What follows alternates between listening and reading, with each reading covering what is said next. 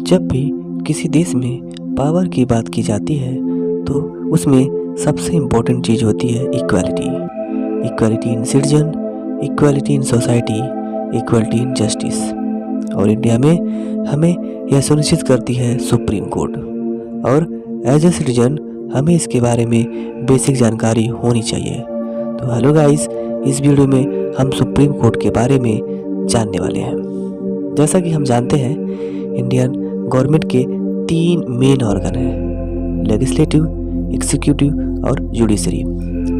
एक डेमोक्रेसी में सबसे इम्पोर्टेंट चीज़ होती है कि इन 3 ऑर्गन में पावर का इक्वल डिस्ट्रीब्यूशन होना चाहिए। इन्हें 3 पिलर्स ऑफ डेमोक्रेसी कहा जाता है। जुडिशरी का सबसे मेन काम होता है कॉन्स्टिट्यूशन में जो लिखा हुआ है उसका पालन करना, और लेजिस्लेटिव और एग्जीक्यूटिव पर नज़र रखना कि वह उसका पालन करें। इंडिया में इंडिपेंडेंट इंटीग्रेटेड जुडिशियल सिस्टम है। इंडिपेंडेंट यानी ये किसी लेजिस्लेटिव या एग्जीक्यूटिव ब्रांच के अंदर नहीं आता, उससे इंडिपेंडेंट होता है। और इंटीग्रेटेड मतलब सेंटर और स्टेट में अलग अलग गवर्नमेंट होती हैं और उनमें पावर्स शेड्यूल 7 में दी गई यूनियन लिस्ट, स्टेट लिस्ट और कंकरेंट लिस्ट के अकॉर्डिंग डिवाइडेड होती है। लेकिन जुडिशरी के केस में सेंटर और स्टेट सिंगल जुडिशियल सिस्टम ही लगता है, इसलिए इसे इंटीग्रेटेड जुडिशियल सिस्टम कहते हैं। इसका स्ट्रक्चर अगर देखें तो पिरामिड फॉर्म में होता है। सबसे ऊपर सुप्रीम कोर्ट और फिर उसके अंडर हाई कोर्ट, फिर डिस्ट्रिक्ट कोर्ट और फिर सबऑर्डिनेट कोर्ट आते हैं। सबऑर्डिनेट कोर्ट की जजमेंट अगर किसी को पसंद नहीं आती है तो वह अपना केस लेकर जा सकता है और डिस्ट्रिक्ट कोर्ट में, और उसके बाद हाई कोर्ट और उसके बाद सुप्रीम कोर्ट जा सकता है। सुप्रीम कोर्ट जो डिसीजन दे दिया वही फाइनल डिसीजन होता है। सुप्रीम कोर्ट का डिसीजन सभी हाई कोर्ट और लोअर कोर्ट पर लागू होता है, और हाई कोर्ट का डिसीजन उनके अंडर आने वाली डिस्ट्रिक्ट कोर्ट पर भी लागू होता है।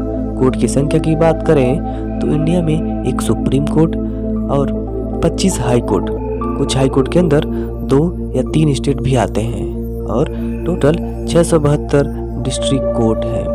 सुप्रीम कोर्ट की सबसे अपेक्स कोर्ट है, ये न्यू दिल्ली में लोकेटेड है। इसके स्ट्रक्चर की बात करें तो इसमें टोटल मैक्सिमम जजेस की जो लिमिट है फिलहाल 34 की है, जिसमें से चीफ जस्टिस ऑफ इंडिया और बाकी 33 अदर जजेस होते हैं। यानी सुप्रीम कोर्ट में आने वाले सभी केसेस में न्याय की जिम्मेदारी इन 33 जजेस की होती है। इसलिए इन जजेस की अपॉइंटमेंट का प्रोसीजर बहुत इम्पोर्टेंट होता है। इस प्रोसीजर में कई बार बदलाव हो चुके हैं। फिलहाल जो प्रोसीजर अपनाया जाता है वह है कॉलेजियम का। उसके बाद सीजीआई के रिकमेंडेशन पर प्रेसिडेंट के द्वारा जजेस की नियुक्ति करते हैं। सुप्रीम कोर्ट का जज बनने के लिए मिनिमम एलिजिबिलिटी क्राइटेरिया होता है। फर्स्ट है वह इंडिया का सिटीजन होना चाहिए। सेकेंड, 5 साल या 5 साल तक वह हाई कोर्ट का जजेस होना चाहिए, इसका एक्सपीरियंस होना चाहिए। या फिर 10 साल का हाई कोर्ट में वकील का एक्सपीरियंस होना चाहिए। सुप्रीम कोर्ट के जजेस बहुत बड़े बड़े केसेस में अपने जजमेंट देते हैं, जिनमें कई बार केसेस सरकार के खिलाफ भी हो सकते हैं। इन केसेस में जजेस बिना किसी डर के इंडिपेंडेंटली अपनी ड्यूटी कर पाए, इसलिए उनके रिमूवल का प्रोसीजर बहुत ही मुश्किल बनाया गया है। सुप्रीम कोर्ट के जजेस को रिमूव करने के लिए दोनों हाउसेस लोकसभा और राज्यसभा में स्पेशल मेजॉरिटी की ज़रूरत पड़ती है। ये करना कितना मुश्किल है इसका अंदाज़ा आप इस बात से लगा सकते हैं कि आज तक एक भी सुप्रीम कोर्ट के जजेस को अपने पोस्ट से रिमूव नहीं किया गया है। अब बात करते हैं सुप्रीम कोर्ट के ज्यूरिसडिक्शन का और पावर की, यानी क्या क्या उनके अधिकार क्षेत्र में आता है। सुप्रीम कोर्ट के ज्यूरिसडिक्शन को हम इस प्रकार समझ सकते हैं। पहला है ओरिजिनल ज्यूरिसडिक्शन, मतलब जिन केसेस में सुप्रीम कोर्ट सीधा सुनवाई करता है। इनमें आते हैं वे केसेस जिनमें किन्हीं कारणों की वजह से सेंटर और स्टेट में कानूनी प्रक्रिया से रिलेटेड मतभेद हो जाते हैं। इन मामलों में सिर्फ सुप्रीम कोर्ट में ही सुनवाई हो सकती है। नेक्स्ट आता है रिट।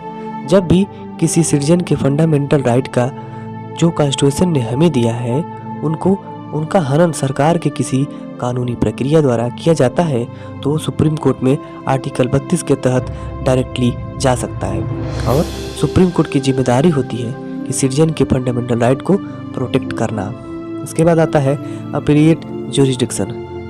जब भी लोअर कोर्ट में किसी को इंसाफ ना मिले तो वह सुप्रीम कोर्ट में अपील कर सकता है, लेकिन इस केस में सुनवाई की जाएगी या नहीं वो कोर्ट डिसाइड करता है। इस केसेस में हाई कोर्ट में पहले अप्लाई करना होता है, इसके बाद ही सुप्रीम कोर्ट में अप्लाई कर सकते हैं। सुप्रीम कोर्ट कई सारी कानूनी प्रक्रिया से जुड़े विषयों पर इंडिया के प्रेसिडेंट को एडवाइस कर सकते हैं, हालांकि वो एडवाइसेस प्रेसिडेंट के लिए मानना कंपल्सरी नहीं होता है। नेक्स्ट आता है court of record. Supreme court के किसी भी जजमेंट को दोबारा एविडेंस के तौर पर या फिर बेस पर प्रूव नहीं करना पड़ता। सुप्रीम कोर्ट के डिसीजन अपने आप में ही एविडेंटली प्रूव्ड माने जाते हैं। सुप्रीम कोर्ट के जजमेंट और ऑर्डर को ऐसे रेफरेंस यूज किया जाता है, मतलब उसको हम एग्जाम्पल के तौर पर कहीं भी यूज कर सकते हैं। थैंक यू, मिलेंगे नेक्स्ट वीडियो में। धन्यवाद।